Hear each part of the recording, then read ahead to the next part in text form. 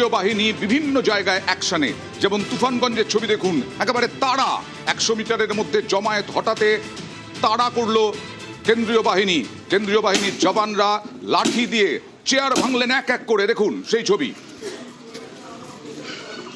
কাউকে বুথের ধারে কাছে ঘেঁষতে দেওয়া হবে না, আর তাই টহলদারি এবং তাড়া।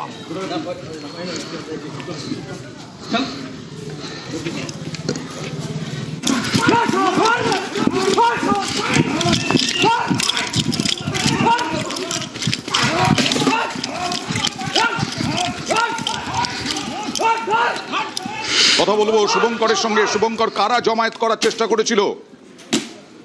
দেখো, যেটা জানা যাচ্ছে তুফানগঞ্জ বিধানসভার অন্তর্গত ভারপোদালি এক গ্রাম পঞ্চায়েতের 237 ও 238 নম্বর বুথের ঘটনা এটি। সে বুথ থেকে 100 মিটারের মধ্যেই বেশ কিছু তৃণমূল কর্মী তাবু করে সেখানে জমায়েত করছিল এবং সেখানে বেশ ভিড় ছিল। এই অভিযোগটাই কিন্তু কেন্দ্রীয় যায় এবং তাদের হটিয়ে দেয়। শুভঙ্কর, তোমার কথা শোনা যাচ্ছে না, তোমার কাছে অস্পষ্ট আসছে, একটু যদি পাশে সরে গিয়ে কথা বলো।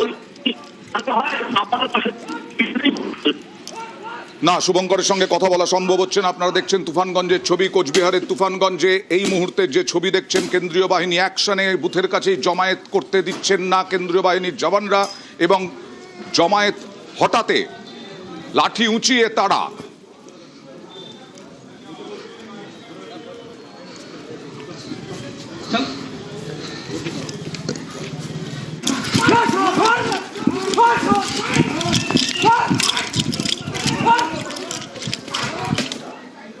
আবার নওদার দিকে লক্ষ্য রাখবো, কারণ নওদায় কিছুক্ষণ আগে ব্যাপক উত্তেজনার